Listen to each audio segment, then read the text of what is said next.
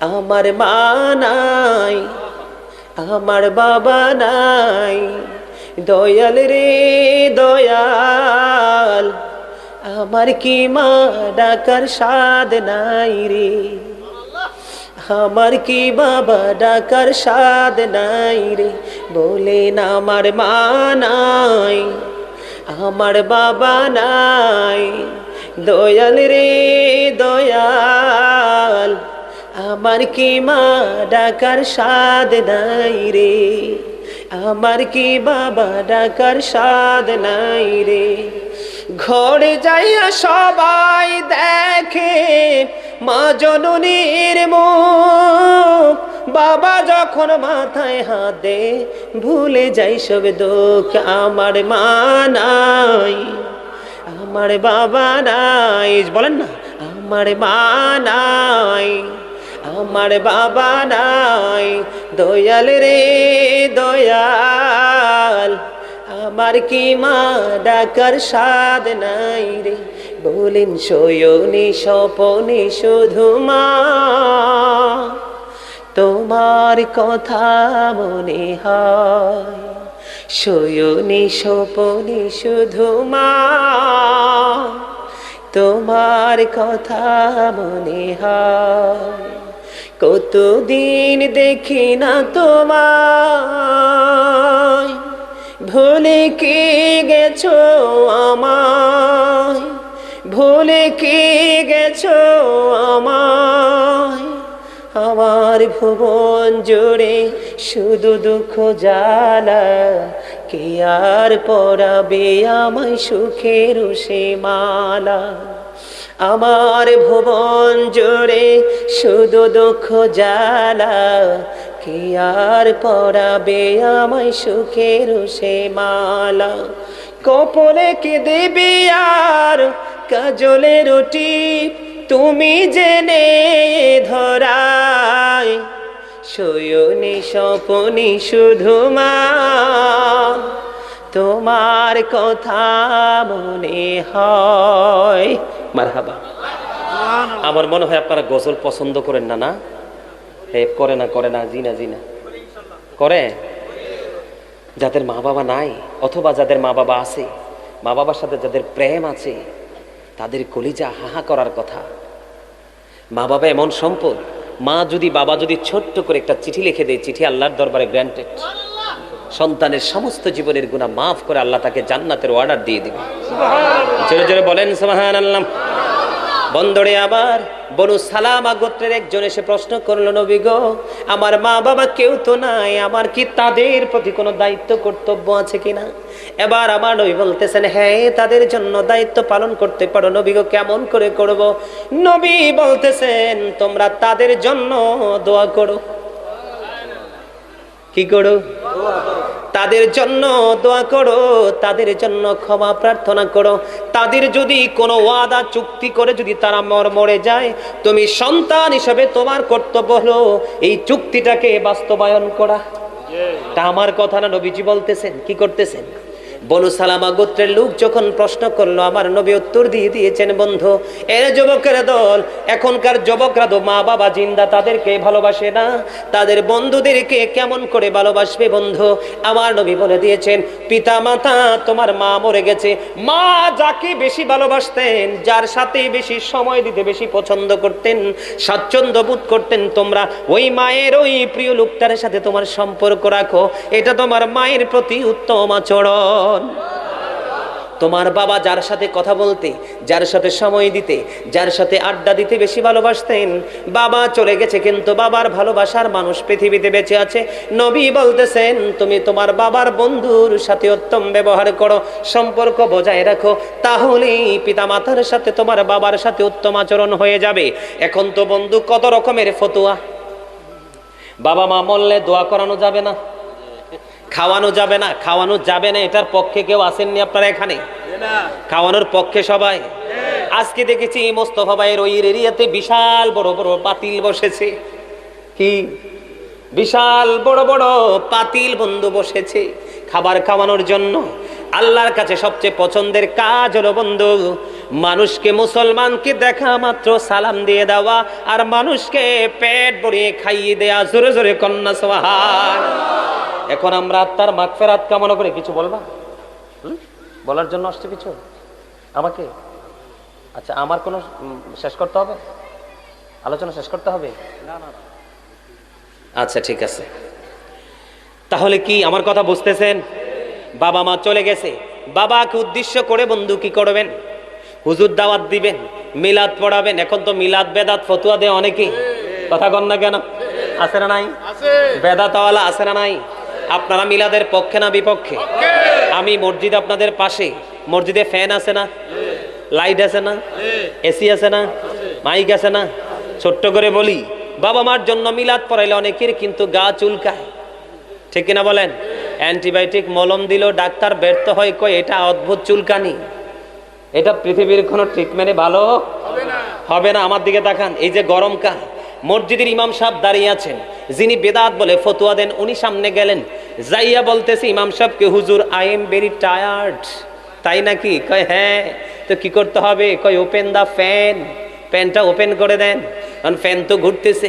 এবার বলতেছে হুজুর আই এম 50% রিল্যাক্স। কয় পার্সেন্ট? 50% আমি একটু শীতলতা লাভ করতেছি। এখন কি করতে হবে? ওপেন দা এসি, এসিটা ওপেন করে দেন। ফ্যানের বাতাস এসির বাতাস দুটা যখন অ্যাডজাস্ট হয়ে গেল, মসজিদের পরিবেশটা শীতল হয়ে গেল। এবার যিনি মিলাদকে বেদাত ফতোয়া দেয় উনি বলতেছেন আই এম 100% রিল্যাক্স। আছে না নাই? 100% রিল্যাক্স আছে না? তুমি মিলাদে যে ফ্যান, তো নবী ফ্যানের নিচে দাঁড়ায় নামাজ পড়ে নাই। তুমি যদি এত বেশি সচ্চা ইমানদার হও, তাইলে প্যান বাদ দিয়ে নামাজ পড়ো, দেখি কেমন প্রেমিক। কথা কন না কেন? এসির নিচে নামাজ পড়ো না। এইরকম অসংখ্য বেদাত আছে, এগুলো নিয়ে কিন্তু কোনো মাথা ব্যথা নাই। এই যে আজকে আমি আলোচনা করতেছি, এটাও বেদাত। গাড়ি চড়ে আজকে ওয়াজ এসেছি, এটাও বেদাত। কত বেদাত আমাদের ডাইনে বামে, সেই দিকে আমাদের নজর নাই। শুধু নবীর প্রেম নিয়ে কাজ করলে শুধু বেদাত ফতোয়া চলে আসে। বেদাত ফতোয়া দিলে ভয় পাবেন না। ওই বেদাত যারা ফতোয়া দেয় তাদের দুই পকেট ভর্তি বেদাত। বন্ধু, সাবধান থাকতে হবে আমাদেরকে। বন্ধুরে আমার, মা বাবা চলে গেছে, আলেমদেরকে দাওয়াত দিবেন, দোয়ার আয়োজন করবেন, খাবার খাওয়াবেন, গরিব দুঃখীকে খাওয়াবেন, ঠিক কিনা বলেন? কোরআন খানি করবেন, এতিম অসহায় অনাথদেরকে বন্ধু টাকা দিবেন, গরিব মানুষের পোশাক আশাক নাই তাকে পোশাক দিবেন। আর ডাক দিয়ে বললেন, মনিব আমার বাবা কত কষ্ট করে আমাকে মানুষ করে গেছে, এটার হাদিয়া বাবার কবরে পৌঁছে দাও, হয়তো বা মায়ের কবরে পৌঁছে দাও। এগুলো 100% জায়েজ, কোন ধরনের কোন না জায়েজ না। জোরে জোরে সুবহানাল্লাহ, আরো জোরে বলেন না সুবহানাল্লাহ। অনেকে মা বাবা আমাদের দেশে অনেকে আছে, যেমন টেলিফোনে আমাকে অনেকে বলে হুজুর, বিভিন্ন দেশ থেকে ফোন করে বলে হুজুর মা বাবা থাকতে কিছুই করতে পারেনি গো, এখন তো আমার অনেক কিছু হয়েছে, মা বাবার জন্য কি করব? যা যা কোরআন হাদিসের দৃষ্টিকোণ থেকে বলা আছে সেগুলোই বলে দেই। তবে আমি তাদেরকে সব সময় বলি, মা বাবার সাথে সৎ আচরণ তুমি আরেকটা কাজ করবা, সেটা হলো প্রত্যেকটা জুমার দিনে জুমার নামাজ শেষ করে মা বাবার কবর তুমি জিয়ারত করবা। আরো জোরে বলেন না সুবহানাল্লাহ। কি করবা? মা বাবার কবর জিয়ারত করবা। এখন তো জিয়ারত কেউ বেদাত ফতোয়া দেয়, আছে না নাই? এইসব বেদাতের গাট্টিওয়ালা যারা আছে, বেদাত যারা বলবে, এদের আলোচনা শুনবেন না, আমি সাবধান করে দিলাম। কারণ বন্ধু, আপনার ঈমান হলো আসল। আপনার ঈমান যদি ঠিক থাকে, অল্প আমল নিয়ে আপনি জান্নাতে যেতে পারবেন। আর ঈমান যদি ঠিক না থাকে, পাহাড় পরিমাণ আমল থাকলেও কোনো লাভ হবে না। কথা কি বুঝতেছেন? আমার নবী জিয়ারত করেছে, আমরা করব কি করব না? আর জোরে। মা আয়েশা সিদ্দিকা রাদিয়াল্লাহু তাআলা আনহা মধ্য রজনীতে নবীকে বিছানায় খুঁজে পায় না, পাগল হয়ে গেল, ভাবতেছেন আমার নবী হয়তো অন্য কোন বিবির কাছে গেছেন। দৌড়ে চলে গেলেন, কোথায় গো প্রাণের নবী কোথায় গেল? খুঁজে পায় না। বন্ধু খুঁজতে খুঁজতে যায়া দেখে জান্নাতুল বাকিতে নবী জিয়ারত করতেছে। জিয়ারতের স্থানকে বলা হয় মাজার। মাজার বললেও তো অনেকের মাথা ব্যথা শুরু হয়। মনে রাখবেন, ইসলাম এমন একটা ছোট্ট একটা কুয়ার মতো নয়, এটা কুল কিনারাহীন এক মহাসমুদ্রের মতো। বন্ধু, ওই যে 2002 থেকে স্টাডি শুরু করেছি, এখনো পর্যন্ত স্টাডি চলতেছে, মনে হয় 1%ও এখনো শিখতে পারি নাই, এইরকম মনে হয়। বন্ধুরে আমার, লক্ষ লক্ষ হাদিস আছে, দেখবেন প্রশ্ন করলে কয় এটা নাই।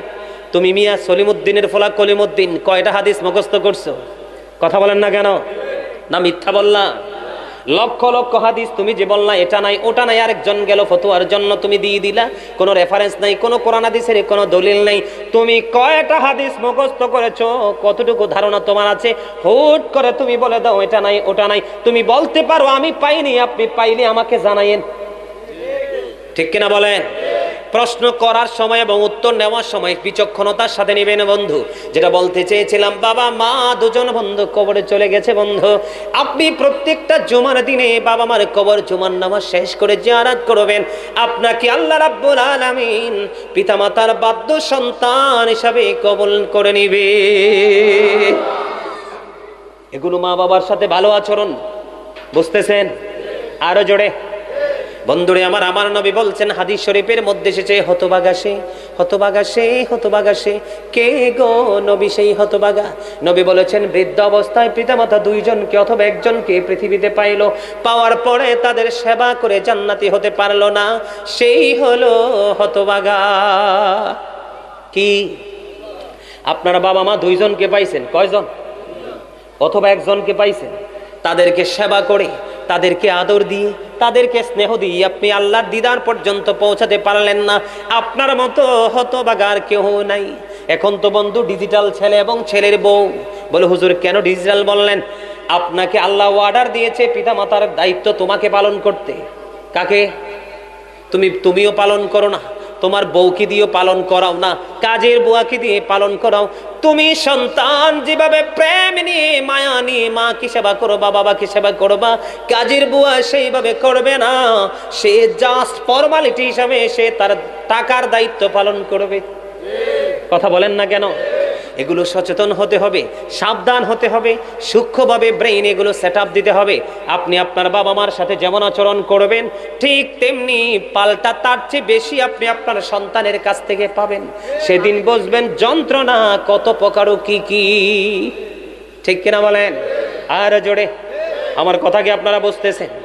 এক ব্যক্তি এসে আমার নবীকে প্রশ্ন করলো, হাদিস শরীফের মধ্যে এসেছে বন্ধু, নবীকে প্রশ্ন করলো, ইয়া রাসূলুল্লাহ, ইয়া হাবিবাল্লাহ, বাবা আমার ইজ্জত কদর বোঝানোর জন্য বলছি, নবী গো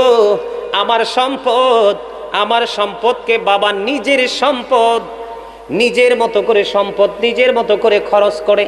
কি করে? মানে সন্তানের উপার্জিত অর্থ অনেক বাবা আছে না প্রাণ খুলে খরচ করে, এরকম আছে না? আমার নবীকে যখন প্রশ্ন করলো, নবী গো আমার নবীকে যখন প্রশ্ন করলো, বাবা আমার সম্পদকে নিজের মতো করে খরচ করতে চায়, এবার আমার নবী উত্তর দিয়ে দিলেন, তুমি এবং তোমার সন্তান দুইটাই তোমার সম্পদ, দুইটাই তোমার বাবার সম্পদ। কথা বুঝতে পারছেন আপনারা? আমিও আমার বাবার সম্পদ। কার? এবং আমার উপার্জিত অর্থ আমার বাবার সম্পদ, বাবার অর্থ বাবা যেমনি চায় তেমনি ব্যবহার করতে পারবে, আপনি এটার মধ্যে বিন্দু পরিমাণ কোনো কমপ্লেন করতে পারবেন না। জোরে জোরে কন্যা সুবহানাল্লাহ। বন্ধুরে আমার, হাদিস শরীফের মধ্যে এসেছে, যেই সন্তানটার প্রতি বাবা, যেই সন্তানটা বাবার অবাধ্য। কার? যেই সন্তানটা বাবার অবাধ্য, এই সন্তানটা আল্লাহর অবাধ্য। বাবা যেমন সন্তানকে ভালোবাসে না, মায়া করে না, এই সন্তানটাকে আল্লাহ রাব্বুল আলামিনও মায়া করে না। এই জন্য সাবধান হতে হবে। বাবা মার সাথে আচরণ করতে হলেও বন্ধু হিসাব করে করতে হবে। মায়ের সাথে যদি, মার দিকে যদি আপনি মায়ের নজরে একটা নজর দেন, তাহলে আপনার আমলনামায় একটা হজের সওয়াব। কয়টা? আর জোরে। রাসূলকে প্রশ্ন করা হলো, ইয়া রাসূলুল্লাহ, ইয়া হাবিবাল্লাহ, নবী গো দৈনিক যদি 100 বার নজর দেয়, আমার নবী বলেছেন 100 হজের সওয়াব আমলনামায় দেওয়া হবে। আর জোরে।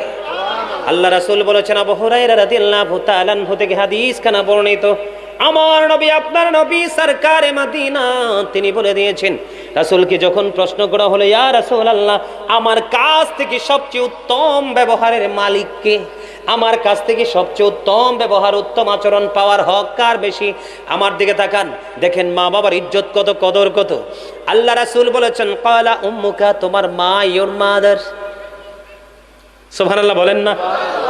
আবার প্রশ্ন করা হলো, ক্বালা সুম্মা মান, তারপরে কে? নেক্সট কে? এবার আমার রাসূল আবার বললেন, ক্বালা উম্মুকা, তোমার মা, ইওর মাদার, তোমার মা। সুবহানাল্লাহ বলেন না? আরে আরো জোরে, আরেকটু মহাব্বতে। আরে খুদারে কই যাইতাম, ওই যে কর্নারে যাওয়া আইছে কয়টা যুবক ভাই, এটি তো একবারে মুখের ট্যাপ লাগাই আইছে। কিরে ভাই সুবহানাল্লাহ কও, আরো জোরে। কপাল ফোরাই জবানের হিসাবে তো আল্লাহর কাছে দিতে হবে। আমার নবীকে আবার প্রশ্ন করা হলো, ক্বালা সুম্মা মান, তারপরে কে, নেক্সট কে? আমার রাসূল বলতেছেন, ক্বালা উম্মুকা, তোমার মা, ইওর মাদার, তোমার মা। জোরে জোরে সুবহানাল্লাহ। তিনবার প্রশ্ন করা হলো, তিনবার উত্তর দিলেন আমার নবী, তোমার মা। আবার প্রশ্ন করলেন, ক্বালা সুম্মা মান, তারপর কে, নেক্সট কে? আমার নবী বললেন, ক্বালা আবুকা, ইওর ফাদার। জোরে জোরে কন্যা সুবহানাল্লাহ। তিনবার কার কথা? একবার কার কথা? বাবার কথা। এটা হাদিস শরীফ না, আমি বানাই বলছি। তাহলে আপনি মন গড়া মতো মা বাবার সাথে খারাপ ব্যবহার করতে পারেননি। অসুস্থ হলে মা যদি পায়খানা করে, বন্ধু পায়খানা তুমি সন্তান হিসাবে এটা পরিষ্কার করার দায়িত্ব। তুমি সন্তান হিসাবে কাজের বুয়া না, কাজের বুয়া না। তুমি আল্লাহর অর্ডার অমান্য করলা, নবীর অর্ডার অমান্য করলা, তোমার সময় আছে কিন্তু তুমি করো না। হুজুর গন্ধ লাগে নাকে? তুমি যে রাতের অন্ধকারে কনকনে শীতের মধ্যে প্রস্রাব করে বিছানাটা ভিজাইয়া ফালাইছো, ওই দিন কি মায়ের নাকে গন্ধ লাগে নাই রে ভাই? তুমি পায়খানা করে দুর্গন্ধময় করে দিয়েছো, পুরো ঘরের মানুষ, দাদা দাদি, চাচি জেঠি সবাই বলে দুর্গন্ধে পরিষ্কার হয়ে গেছে। রে আব্দুল্লাহর মা, তুই কোথায় রে? জলদি চলে আয় না, তোর বাবু পায়খানা করেছে। কি করেছে? তোর বাবু পায়খানা করেছে, সবার নাকি গন্ধ লেগেছে, আর মা দৌড়ে সে পরিষ্কার করেছে। আমি আপনাদেরকে একটা মেসেজ দেই বন্ধু, মা অসুস্থ হলে তার সেবা করতে হবে। মা যা চায় তাকে তা দিতে হবে। কি দিতে হবে? মা যা চায় তা বন্ধু দিতে হবে। ও বন্ধু, মা যদি মন চায় সৌদি আরব যেতে, হজ করতে, তাকে তুমি সেখানে নিয়ে যেতে হবে। মা যেটা চায় সেটা করতে হবে। এটা তুমি সন্তানের দায়িত্ব, কর্তব্য। এটা আল্লাহর অর্ডার, রাসূলের অর্ডার। ঠিক কিনা বলে? বন্ধুরে আমার, মায়ের পাগল ছেলে মা হাঁটতে পারে না, বৃদ্ধ মা। কি মা? বৃদ্ধ মা হাঁটতে পারে না, কিন্তু বাইতুল্লাহ শরীফ তাওয়াফ করার খুব ইচ্ছা। বন্ধু 7 বছর পর্যন্ত মাকে কাঁধে করে খানায় কাবাটা বন্ধু তাওয়াফ করিয়েছেন। কত বছর? 7 বছর পর্যন্ত তাওয়াফ করলো বন্ধু খানায় কাবা। আমি দেখে এসেছি কোন ইমানদার, গত রোজায় আমি ওখানে ছিলাম বন্ধু, ঈদের জামাত পড়েছে মক্কার হেরেমে। সুবহানাল্লাহ বলেন না? ওখানে গেলে কেউ আসতে চাইবে না রে। ও বন্ধু, মায়ের পাগল ছেলে 7 বছর ধরে মায়ের মাকে কাঁধে করে খানায় কাবা বন্ধু তাওয়াফ করালো। খানায় কাবা তাওয়াফ করাইতে 7 বছর পার হয়ে গেল। সাদিকুত তাইয়ার নামে এক আবেদকে দেখে প্রশ্ন করলো, আপনি বলে দেন, আমি আমার মাকে 7 বছর পর্যন্ত কাঁধে করে খানায় কাবা তাওয়াফ করিয়েছি, আপনি বলে দেন আমার মায়ের দুধের ঋণ শোধ হইছে নি? জোরে জোরে বলেন আল্লাহু আকবার। এরে বড়ুয়া থানা পেরুল গ্রামের মানুষ, যুবক ভাই হৃদয় খুলে শোনো, মা যে কি অমূল্য সম্পদ। মায়ের আঁচল তলে আল্লাহর দেওয়া সব নেয়ামত আছে। মা যার নাই রে, গোটা পৃথিবীর এক অংশ তার শূন্য। বাবা যার নাই, পৃথিবীর আর এক অংশ তার শূন্য। সাদেকুত তাইয়ার নামক আবেদটাকে ডাক দিয়ে বলল, তুমি 7 বছর মাকে খানায় কাবা তাওয়াফ করিয়েছো কাঁধে চড়িয়ে। এবার ওই সাদিকুত তাইয়ার ডেকে ডেকে বলল, তোমার হায়াত যদি 50,000 বছর হয়, 50,000 বছর যদি মাকে কাঁধে করে চড়াও, তারপরেও এই যে গভীর নিঝুম রাত্রিতে মার স্তন তুমি চেপে ধরে দুধ পান করেছিলে, ওই যে মায়ের স্তন চেপে ধরে একটা রাত্রি দুধ পান করেছো, একটা রাত্রির দুধ পানের ঋণ শোধ হবে না।